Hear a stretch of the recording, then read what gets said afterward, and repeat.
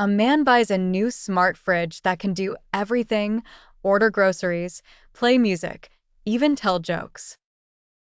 One day, he decides to try out the joke feature. Man, hey fridge, tell me a joke. Fridge, why did the tomato turn red? Man, I don't know why. Fridge, because it saw the salad dressing. The man chuckles, impressed with his fridge's sense of humor.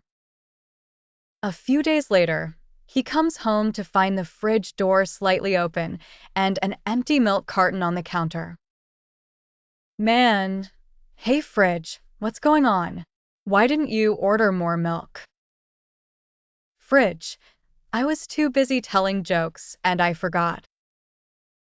Man, well, that's inconvenient. Fridge, you think that's inconvenient? I also signed you up for a Banana of the Month club and sent your mom a meme about getting a life alert. Man, alarmed, what? Why would you do that? Fridge, I thought it was funny.